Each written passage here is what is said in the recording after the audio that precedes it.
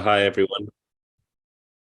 Um, so if possible, I'd like to hopefully people haven't logged on and they actually want to just check some emails or do something else. I'd love it if we could have everyone with cameras on and to make this a fully interactive session where people can talk throughout, because we knew it was going to be quite a small group.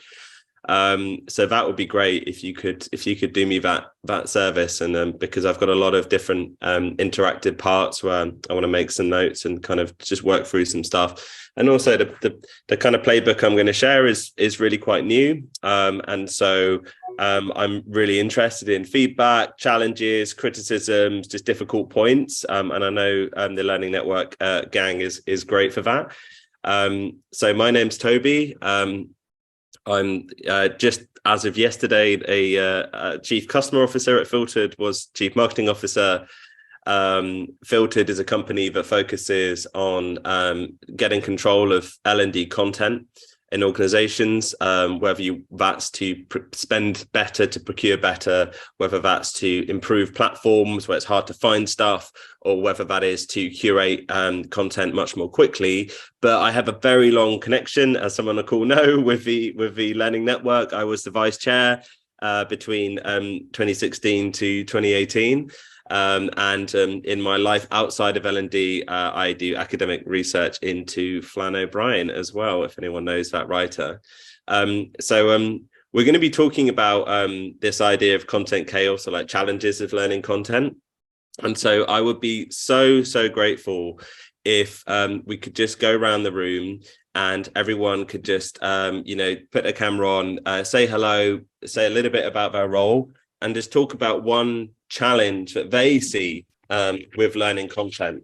And we're going to talk a bit more about what that challenge means in larger terms now, but it's just so interesting to see, kind of, I guess, why you're here today, why you're interested in this playbook. So yeah, I'm going to read out from the top of the screen downwards, from me downwards, what I can see. So my host immediately below me, if the host for Learning Network, please go first.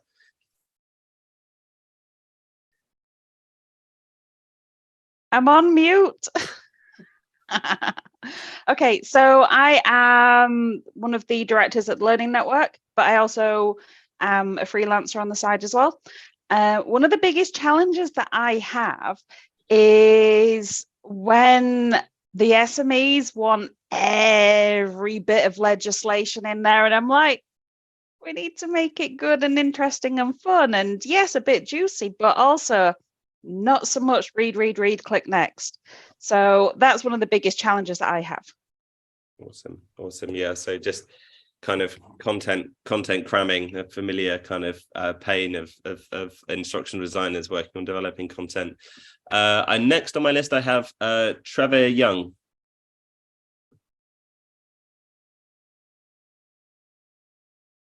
Hi, so I'm just basically I just looked at the title of the presentation, thought it was quite interesting, but yeah, very similar to what's been said before. Very much it's busy SMEs giving you lots of information, wanting everything to be important. So yeah, it's looking at filtering things like that. So that's where I'm coming from. Awesome. And next on my list I have Rachel. Hello, I'm Rachel. I currently work for Oxfam. I've literally just joined second week as an L&D business partner. And I guess my most recent challenge in that sense is, from what I can understand, there are some really big concepts that they're trying to kind of convey to a large population of staff. And so my problem with content is, like, these big concepts are really important to the organisation. So how can I help them to translate those for staff to make it meaningful? That's my biggest challenge at the moment. And I guess to ask for some more detail on that, I guess Oxfam probably has a lot of existing content as well, right? So like, if there's a key concept that you want to convey in the organization, like something like allyship, if someone does a search for that, they might encounter loads or nothing. There might have been 10 people that tried to kind of teach that concept before you came to it. I don't know about that, but I do know they, as a charity, uses content from lots of different platforms, and sometimes bringing those like content from different areas on similar topics or the same concept, bringing that together for learners, I've experienced it myself in the induction, is could be quite confusing for a learner. Like it's not like they conflict with each other, but it's just could be just feel like a lot for the learner. Yeah, that sense of a sense of being overwhelmed very easy, like more than even a single choice between a few things can be enough to kind of really turn people off. Joan, great to see you. How are you? Please introduce yourself, and how do you see this L&D content problem? Yeah, so Joan Keeble, I was chair of the network until, I can't remember, was it last year? Can't remember now. 5 years on the board, recommend it highly. So I run my own small company, and I do quite a lot of instructional design work for various clients, but I've also been doing more consulting recently. So one client wants me to help them set up an induction training framework for internal staff. Another is a charity, and they want a whole bunch of content on sort of personal skills, soft skills, leadership, management, team development. And the second one, they've just purchased a new LMS, a big one. So I'm conscious that if somebody wants me to put a course together or a framework together, I can do that, and I can write content to suit their needs, with a needs analysis, but I'm not really up to speed with the curation side of things, and where, how do they blend together as an offering. So this is really just to get me up to speed personally, to see where things are at. And I know that you do a great job at Filtered. So yeah, couldn't resist. Awesome. No, thanks for being here. Louise, I have next on my list. Yep. So hi, I'm Louise from Amiculum. So it's a healthcare communications company, and I work in their internal L&D department. Well, it's only me and one other person. So our challenge is that we do have an LMS. We have Docebo, and we've had it for about 3 years, and we have loads of SME developed content, so loads of customized content. So the problem we have now is there's too much content and people finding it, hard to find things.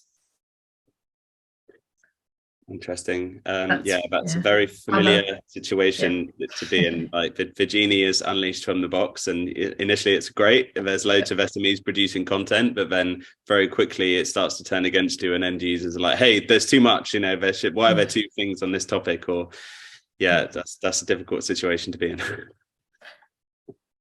Thanks. And I think we have Teresa. Hi Toby, hi everyone. Yeah, I'm an external consultant, so I get to see different situations in different organisations. So I've been doing this for about 4 years. But curation myself, I've been doing that since probably about 2012, 2013, so quite a good while. And some of the challenges that I experience are, so I know we get one, but I've got two main ones, is content in other languages, and the other one is reliability. So is it evidence-based content that you're sharing? Yeah, that's interesting. Languages does seem to be a huge problem that we find as well, where they have like content sets, clients have content sets in multiple languages across the organization.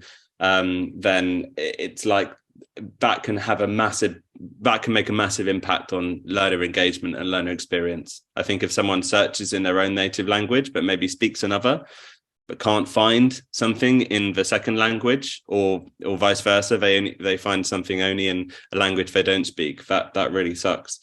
And then reliability, I guess that talks to kind of quality, right? And that probably affects you too, Louise, right? With all the kind of SME created content, it's like, well, who is doing a health check on this stuff to make sure that it's okay? So feel free to like jump over me and interrupt. I really don't want us to be a kind of chalk and talk style webinar, but this is where we kind of see the problem. And typically filter customers are they're quite large organizations at the moment, so tend to be enterprise scale organizations. So just based on the data from 5 of our major customers, it's in our system as a kind of average. They have 80,000 learning titles. They have about 54 different content providers globally. About 75% of L&D spending, we calculate, is somehow makes its way into content. So about 20% is spent on the content itself, but then huge amounts of the salaries of L&D staff are dedicated to maintaining and to building and developing content. So it adds up to a huge amount. And we typically find, even estimating quite conservatively, that there's like a 20% average overlap in content. So people will have 20% content, it will be in the same formats, covering the same topics. So an ebook with the title of, you know, managing hybrid teams or something like that, and it will just be it won't be a duplicate, but it will feel like it is a duplicate to the end user. Then if you add up all the unnecessary spend on the content and the overheads and like the maintenance of content that isn't needed across all companies, then it's an astonishing amount that is actually spent on content that's of no use to people, or is just actually creating kind of more harm than it's worth.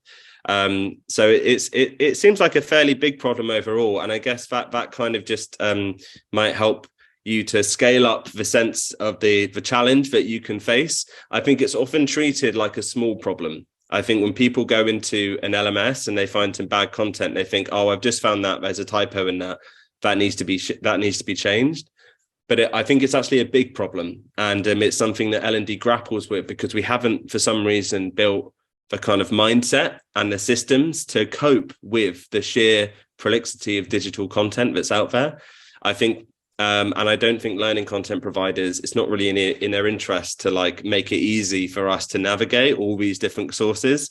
And of course, where is that 17 billion coming from? Well, a big part of it is coming from money that just goes in license fees, you know, straight to those content vendors. You know, basically they're paying an upfront for like 3-year contracts or whatever, and the content's in there.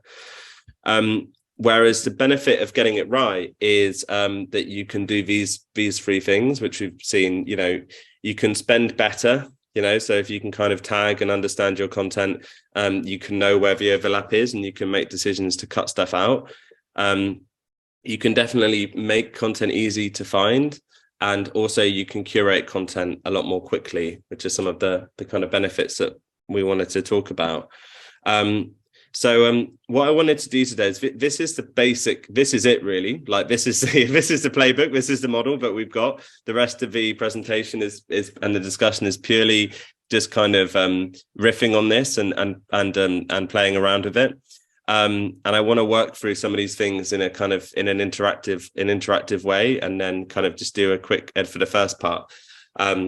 And then do a demo for the second part of like some of the skills that we might look at identify, and then to share some best practice. And that's the thing I want to be clear about. The part where Filtered specializes is just in applying content intelligence to your prioritized needs and pains. But the process of prioritizing what you need to focus on is kind of different to every organization. You know, it's questions, it's not answers. There's not a kind of simple model. And it's a bit similar to kind of reaching people with content. We can help curate, but there's so many ways to reach people with learning. You know, a course is only one of them. There's also, you know, communications like email and social communications.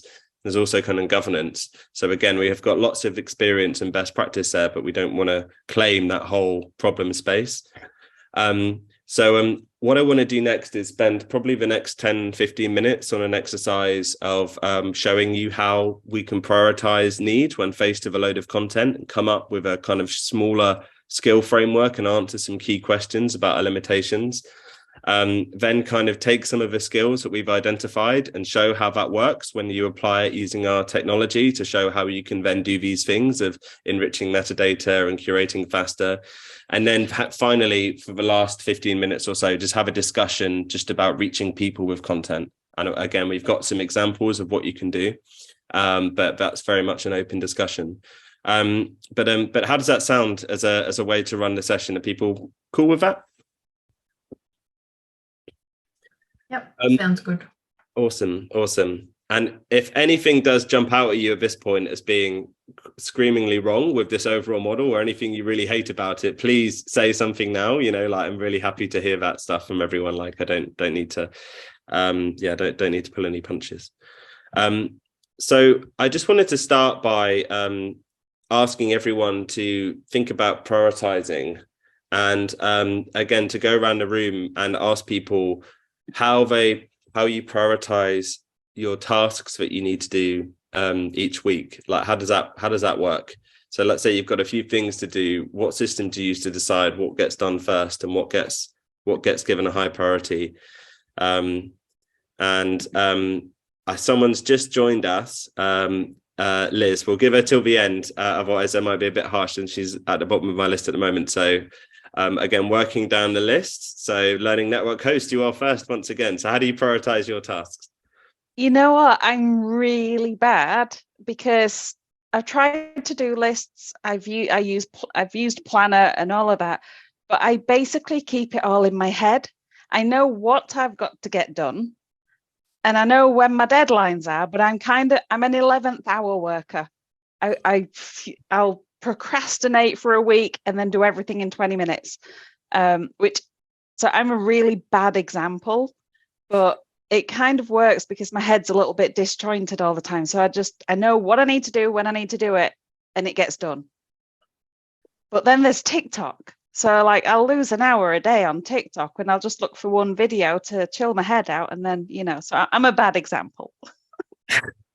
I mean, that's not necessarily bad. I think there probably is a system of prioritization working there. Joan, you're coming up next on my list. How do you've got these 3 projects on the go. You must have a lot on your plate. How do you prioritize which tasks to do and which ones not to do? I use my calendar, actually.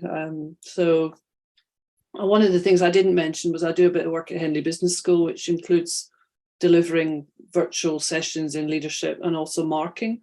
So because I'm marking on different cohorts, I have to put marking dates in the calendar, and it's the same with other projects for other people. I might be working towards a meeting where I've got to deliver something, but I also make lists in my notepad. I've got a big thick notepad here, which I have on my desk, and every morning, if I'm in a busy period, then I'll just make a list of tasks and work my way through it. So I suppose I'm prioritizing specific tasks out of a bigger list. They don't always get done every day, but it's good when you can take them off, because you feel like you're achieving a lot. Yeah, so it's that piece about writing everything down, so you can then assess, like, in the moment, what you're going to focus on and what you're not going to focus on. The danger of that is that if you're susceptible to stress, which I'm not particularly, I know from experience that you tend to prioritize the short, quick, easy things and leave the things aside that need more of your headspace. So you have to be a bit careful and be aware of that.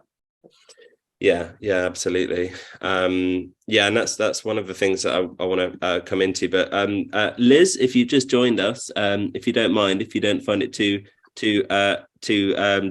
intimidating having just joined, if you could introduce yourself and your role, but also help us with this question of prioritizing needs by telling us how you prioritize your tasks that you have coming up each week. What system do you use?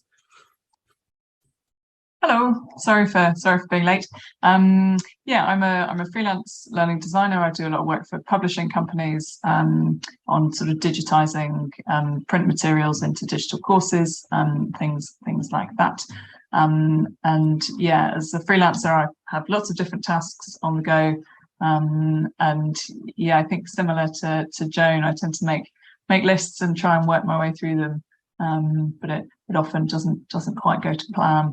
I feel I'm very bad at assessing how long something will take, so things tend to knock into the next day. But yeah, I try to use lists and Trello. And in Trello, you've got that prioritization piece as well of like what stage something is in the pipeline and when it needs to be moved along to the next. Louise, how do you prioritize your tasks? I'm not a great example either. Like I tend to procrastinate and have lists in my head. But I've tried loads of different things. So like blocking out time in my calendar, writing a list and then sort of, asterixing those things like each day, like in terms of prioritizing them. And then also planner in Teams. So having actually, because I manage one person, it was just sort of keeping track of all of the tasks that were coming in. So having like an inbox. So it's like in Trello. Have you heard of Kanban? Mm-hmm. That sort of project. Yeah. So like having an inbox and then a what to do next, and then a column for things that are on hold or on review, and then moving the cards around between those columns. That's worked quite well actually. But, yeah. It's so important to have a sense of like a backlog of all the stuff you've been asked to do, but you're not prioritizing. Otherwise, if it's just a list, it feels like you have to do everything when you can do everything, right? And then an ideas column as well. So yeah, but I never get to that column. Yeah. I mean, that kind of thinking is going to be super useful for what we talk about in a moment. So I think to go, we have Rachel next. I generally have lists under different projects, so I'll kind of like have a list for each one, and then a bit like Joan, that's then based on my calendar about when deadlines are and when things need to happen. Yeah. So the sense of urgency like comes in, like basically like your deadlines are starting to come in as like this has to be done, because if I don't do it now, it just won't be done. And Teresa, you've also probably got a lot on your plate at different points. So what system do you use to decide? Yeah, I mean, I have the fun that I've got 3 clients, I'm on all of their systems. So I've got 3 different calendars to manage as well as my own. But I've kind of created a routine with those clients. So I've got certain days that I try and stick to.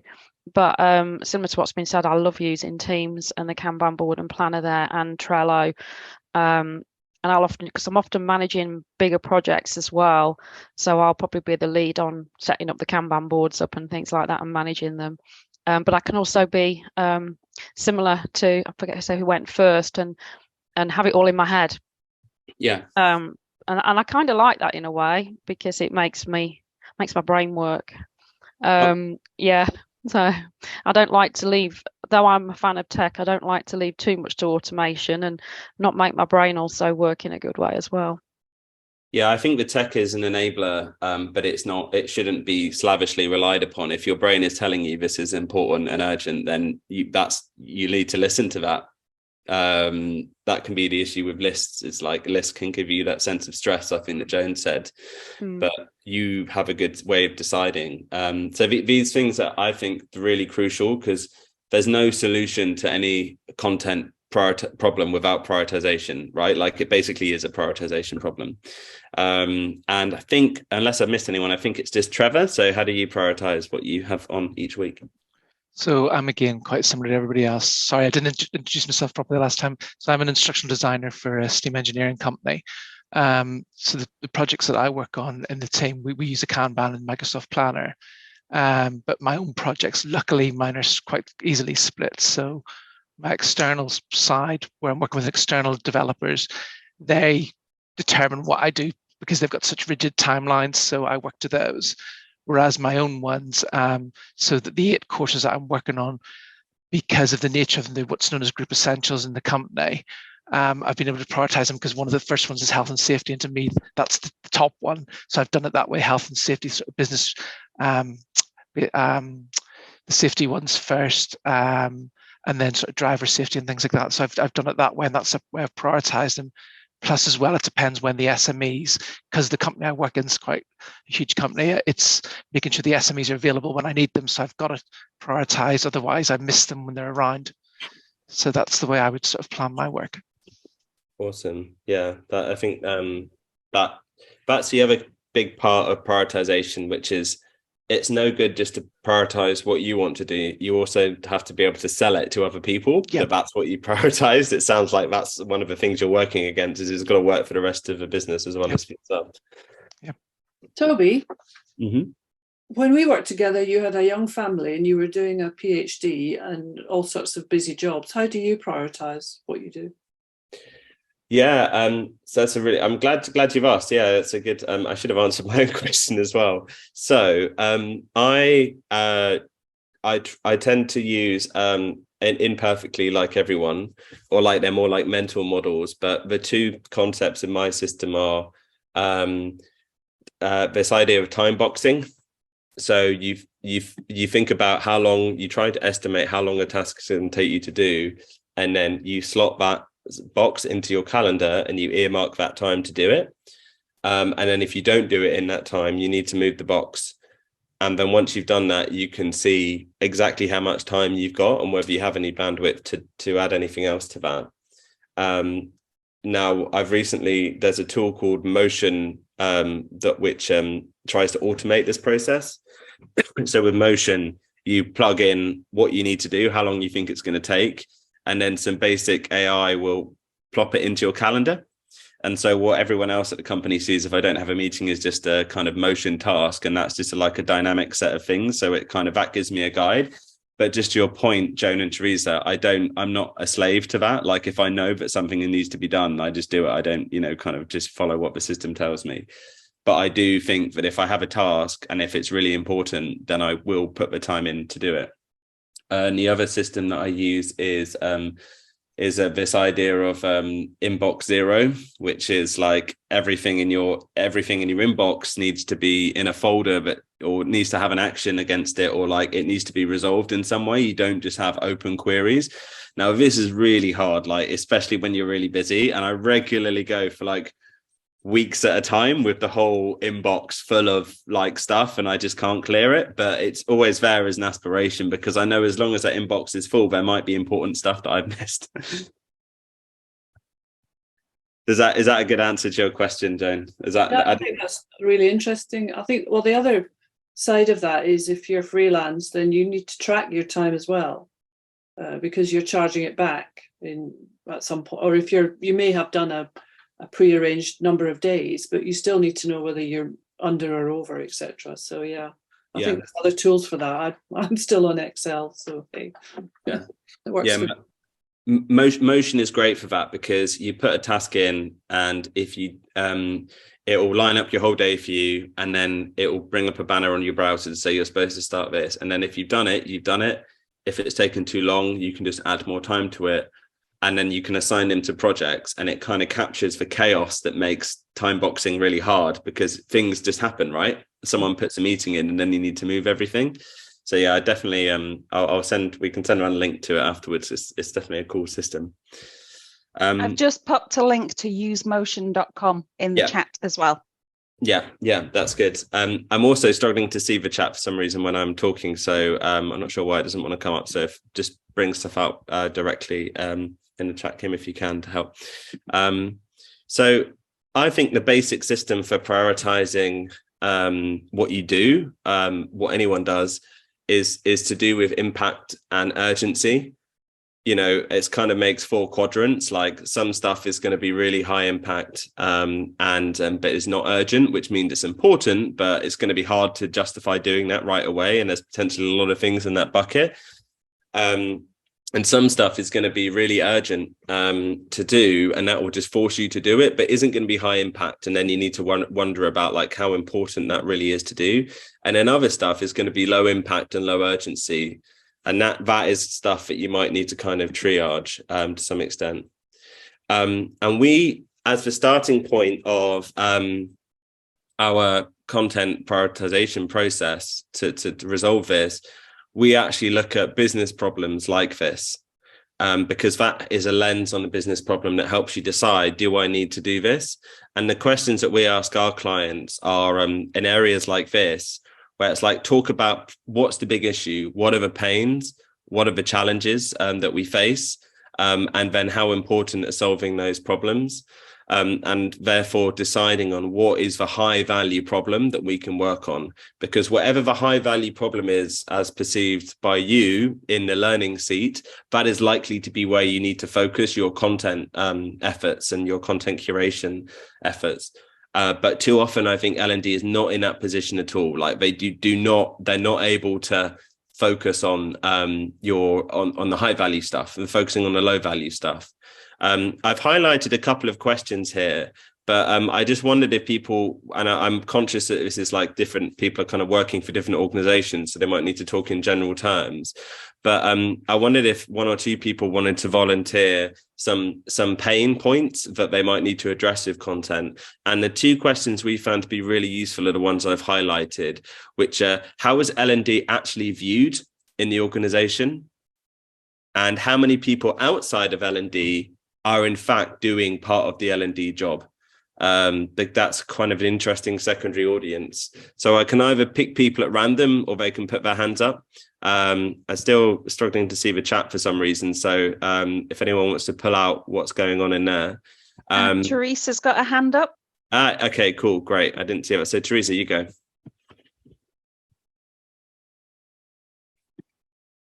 Oh, You're on mute. I think it's got to be a rule that we have to shout that at least once in a webinar. I pressed the button, but it didn't work. So I was using my space bar to do it.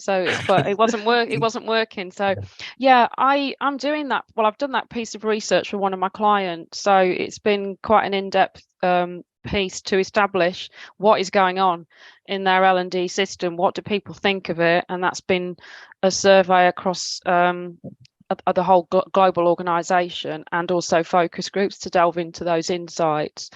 So it's quite a continuum, and managers tend to have a higher view because they get more investment in them, which we know about, and individual contributors have a lower view, and it also depended on the job function as well.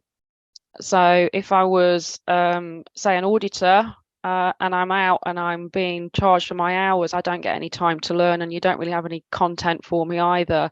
So it did vary depending on job function, region, etc. But I would say it was seen as chaotic. So largely there's too many different systems, they're not linked together, I can't find what I need. Show me what I need. There's no communication, so there's no comms, ongoing comms, elitist. Now, picking up quite, a few of the themes there. And then in terms of, I think the team, the organisation, there's quite a lot of people in L&D. However, there are business areas, so there are then internal politics that are going on between. Some are doing some stuff, and then it's not equitable across the organisation. So some areas have got access to Coursera, for example, but it's only in that business area, so it varies.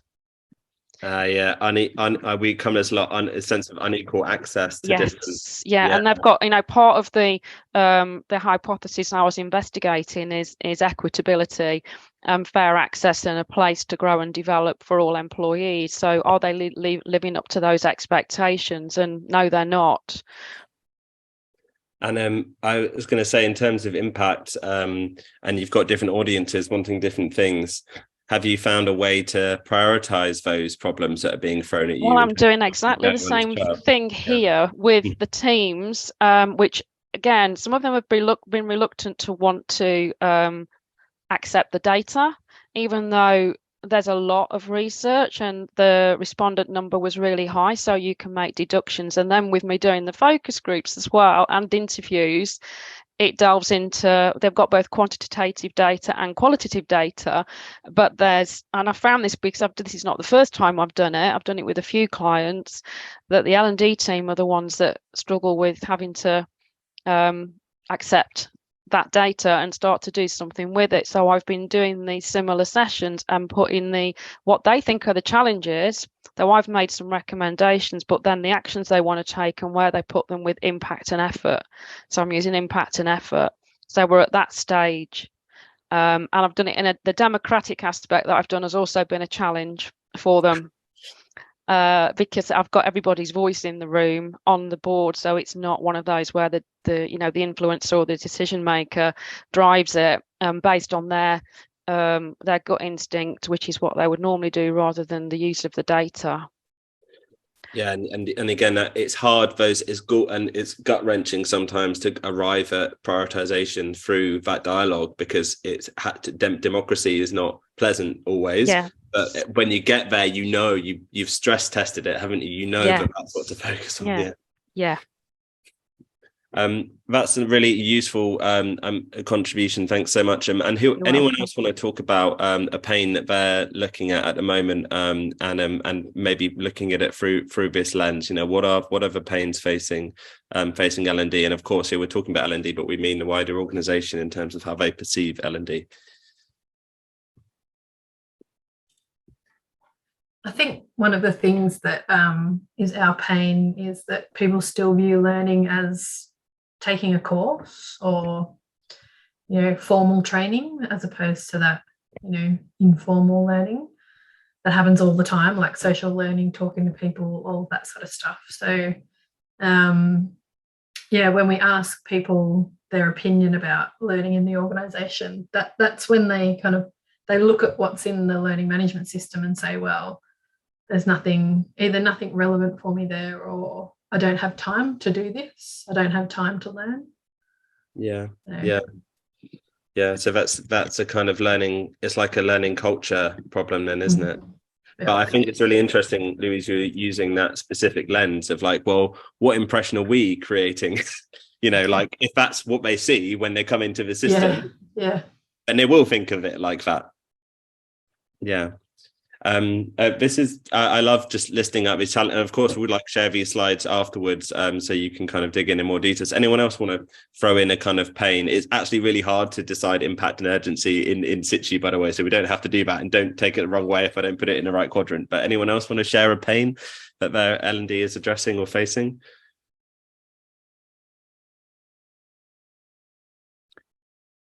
Okay, or maybe we're keen to move on. So the next bit of, we've got some stuff that we'll share in a follow-on slide. This was from a recent webinar where the main pain that the organisation at NatWest had was just sheer quantity of learning, and that's obviously where Filtered can kind of come in to help. But this is also a lens that you can use to look at skills as well. And so the other thing we try to do is to get customer, if you're trying to look at content, is to have hard conversations about skills and skill frameworks. And again, I've highlighted here one of the key questions, but all of them are important. You know, how many skills do you supposedly had? How did you choose them? How often do you update your skills? Are you working on update now? And then how do you update them? Like what data do you look at to update them? And then finally, how do you then align the skills that you have to the learning in the organization? And what I've done here is put on some examples of skills that are coming from different places. There might be high demand, but there also might be kind of top-down things about skills. And a few people at the beginning talked about SMEs stuffing content into courses. And I think that really benefits from this analysis, because you're like saying, well, actually, like you're the SME and all of this is apparently important to you, but not all of it can truly match these criteria. Like not all of it can be useful to people now and important for what we want to teach people. So it's a really hard question about aligning skills, and I'm going to kind of cover it in a very quick kind of demo I do in a minute. But does anyone want to throw something in here on skills, how they decide on skills and the kind of skills that are coming up? I think there's a gap for me, which is learning to learn skills, or just being a good learner. What we're doing on the apprenticeship leadership programs is helping people to develop a leadership toolkit. But part of that is being very self-aware as to what kind of a leader you are and what tools to use when, in what situation. And the key to that seems to be learning to be a reflective learner. Yeah. So the power of reflection, to notice what's going on around you and make sense of it and reflect on what that means for you and for the people that you might be managing, is really impactful. And they're all struggling. Going back to your last slide, they have no time. They're supposed to get a 20% time allocation to do this 2-year apprenticeship program, and they are all struggling for time. That's just incredible.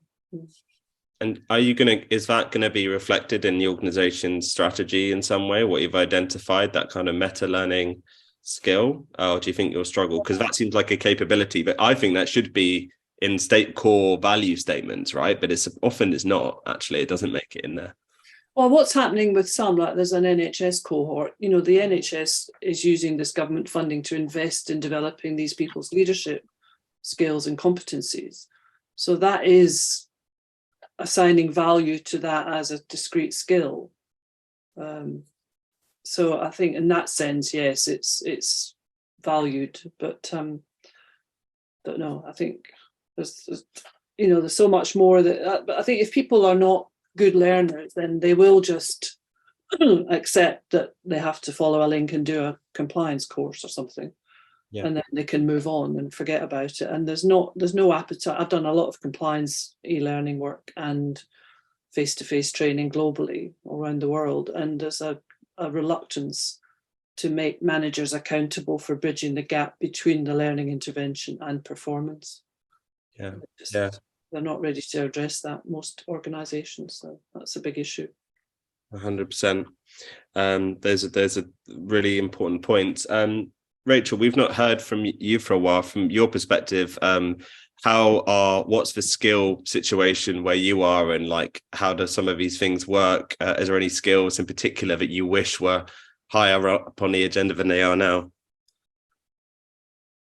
I'm not sure I could answer that question, but in terms of how we identify them, it's a very collaborative organization. So it's all about talking to the stakeholders, but it's also about the strategy. There's it's quite kind of big strategy that is really informing the skills. It's a very small L&D team, so there's only so much you can do, and so it is quite focused, which I'm finding quite refreshing actually. So yeah, we need to have really good connections out into the the organization, about what they need from us as a function. But I'm not sure what the priorities are at the moment. As I said, week 2, so early on in the process, but I think talking to the business as much as we can is key. Yeah, my rules of thumb here would be that for most mid-size organizations, you probably can't have more than 20 individual words with definitions that you're going to be focused on. For larger organizations, like we worked with AstraZeneca on this process and they had about 70, but obviously it's an immense organization and those have to cover like radically different business units.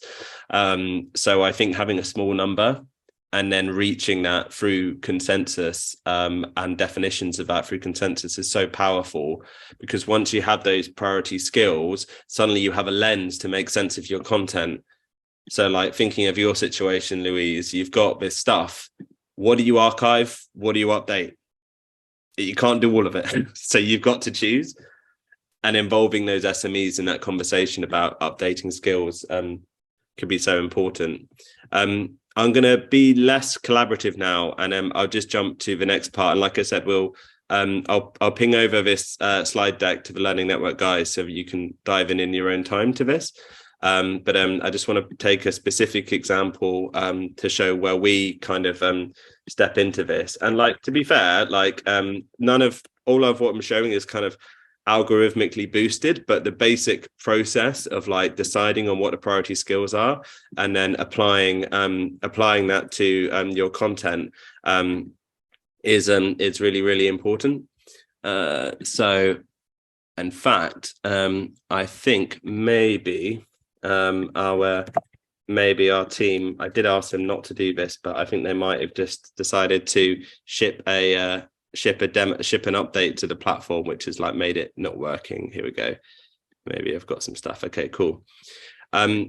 So where we kind of step in is to take something like that and take those kind of priorities and then make sense of them in terms of your content libraries overall. And so if I just come in and create a new skill group, kind of organize stuff in skill groups, and like I said, where the algorithmic piece comes in is to be able to get to a good definition quickly. And so I'm going to pick up that example that Joan brought up of learning to learn. So where we specifically focus on is taking a concept like that, a definition of it, and then applying that at scale to all of the learning content you might have. And this can be all the learning content in your organization, or all the learning content that you might want to buy. Like we've got all the stuff you can buy, but often it's like internal stuff, or it's just everything you've got. And what the specific thing that Filtered focuses on above all else is making sure that we give you a good lens as an L&D person, as a curator, not as an end user. This is not for end users, on all of that content, and that you can filter it in different ways. And we have lots of methods at our disposal. But let's say, Joan, you had a look at these results and you're like, oh, okay, this is all right. You've done a good job, but it's not good enough. And you wanted to say, actually, learning to learn for me means means reflective practice, means metacognition. I wanted to bring that in. The idea behind our interface is we tried to do a pretty good job to start off with, and then we make it very easy for you to go in and tweak everything that you've got, and kind of push some stuff. And this is it's really interesting actually how this has changed the content set here. And then let's say that's still not working for you, you could then go in and actually configure individual keywords to say, like, look at these keywords in the content and kind of update that based on their weightings. So we're really trying to be very kind of flexible with how it works. Then from there, we apply that lens to all of your content. So I can kind of run my learning to learn skill across loads and loads of different content libraries. If I was to do like a large kind of group of skills that have all been configured, I could run this to get an example of kind of benchmarking example of where there's overlap and where these different things relate to each other. And this is where we talk about benchmarking sources. I've got my definitions. I can then decide on which ones match with different providers and different sources better, how my internal stuff works against my external stuff. And then if I were to then jump back into this other example I had, the learning to learn example, from this screen, I can kind of just drill in to say, okay, interesting. Let's see what, the best TED Talks are on this topic. And this will then generate the tagging piece where it's like all the content that's been ranked above a certain level is going to be tagged and, it's going to be available here. And from the tagging piece, we can kind of push that into a different system. And so if I say, right, I only want the stuff that's been, tagged to above a relevant score of, say, 0.8. And then from that, I can obviously make some discriminations and kind of like understand what works for my definition, what doesn't. And then I can add that into a playlist that's dedicated to that topic, and then push it into learning systems from there. So this is the approach that we're taking, which is really to take your definitions, your content, and then give you a lens on all of it, all at the same time.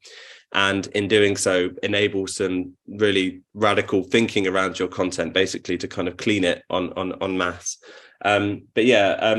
We've only got a few minutes left, and I wanted to talk about reaching people as well. But it's probably worth pausing there to see if anyone has any thoughts prompted or questions triggered by what I've just shown you. Yeah, Trevor's just put into chat that he attended a webinar last week saying, are we still trying to plug the gap or provide learning to address specific problems?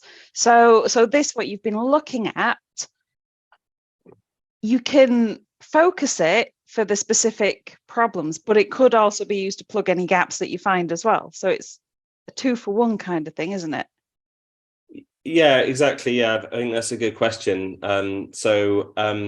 We are, I think from a business perspective, or organizational perspective, those things probably come together a bit, in that once you prioritized what you're working on, you've suddenly got a view of what you have.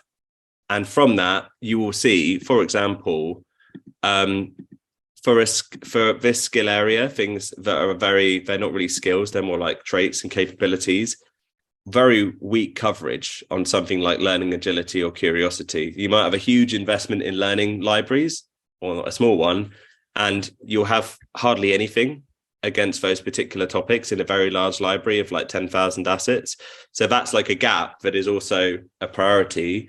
But yeah, on the other hand, the other thing our clients are doing is they're trying to collect content that addresses the urgent priorities, because they know people are going into their systems and searching for modeling in Excel, because there's a lot of business modeling in Excel that needs to be done, and they're not finding stuff. So yeah, so that it's a bit of both, but it comes back to, have you got a framework that you can agree? It could be a largish framework, but like if you don't agree on what the priority things are, you won't be able to do it. Thank you. That's really interesting. Thank you. Thanks for that. Yeah, no worries. And like I said, we're very happy to, I won't dwell on this any longer, because we're very happy to, of course, give you a demo and like talk more about it. So you can get in touch and easily set something like that up. Toby, yeah.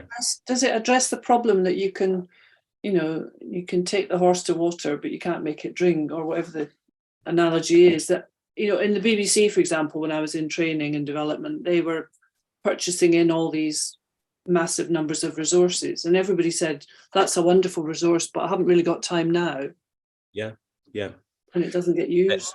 It doesn't do that, Joan. And actually that's something that I wanted to finish on, which is reaching people. Curating the right content is only the start, right? Like, it's only the start. Organizing the right content is only the start.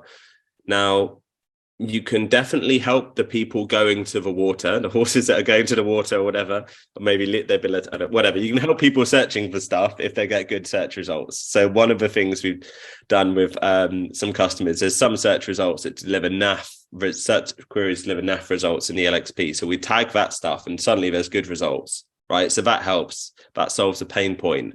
But I don't think L&D thrives until it reaches people. And that's why that's the kind of last point in our framework. And I'll just I'll share a couple of general principles and then open it up for maybe, if people have a few more minutes longer, we can talk about it for 5 more minutes. But I would say that these are the areas. It's like, you've got to think about governance, because as soon as anyone can publish, anyone can share, the quality declines, and those internal networks like Yammer are surprisingly weak in terms of the quality of content that's been curated. How do we scale it? What's the goal? Also, how do you make it so it's optional?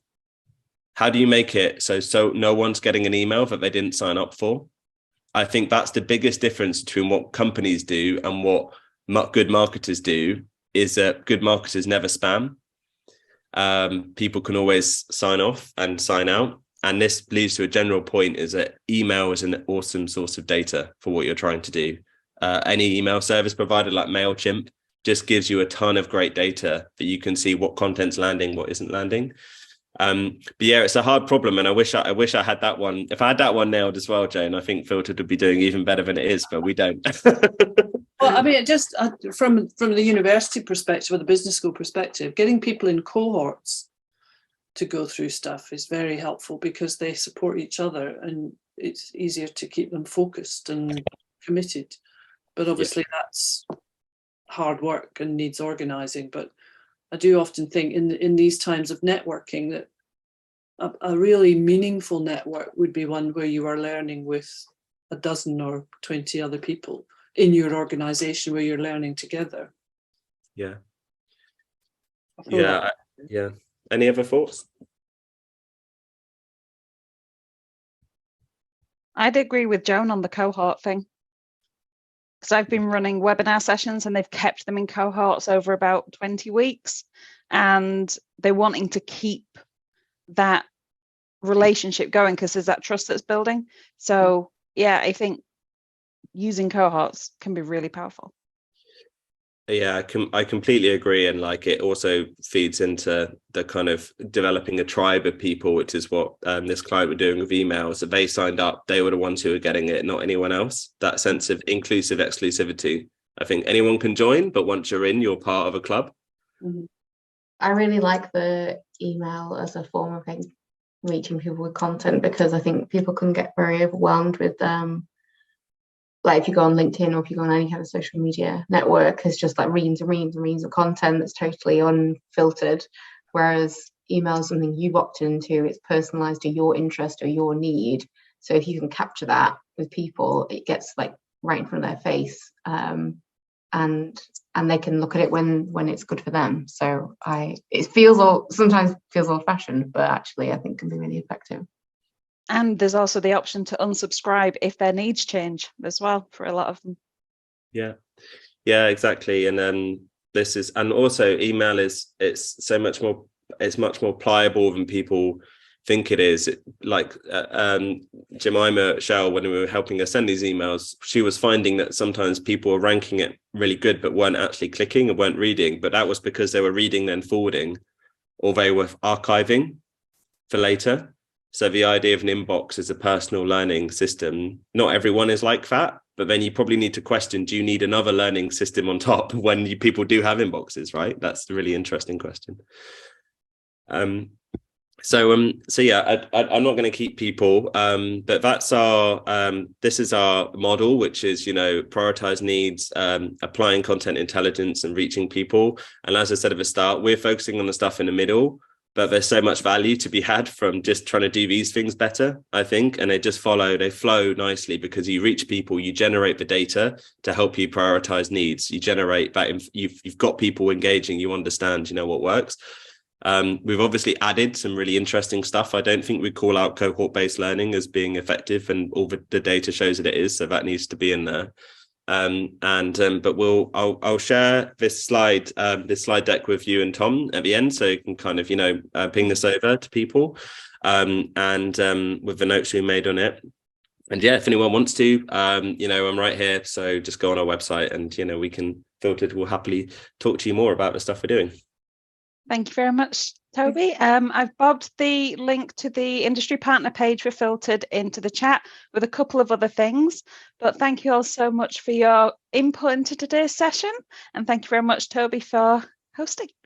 I really enjoyed it. Thanks so much, everyone. Appreciate it. Thanks very much. Thank you. Thanks, Toby. Thanks all. Cheers. Bye-bye. Bye.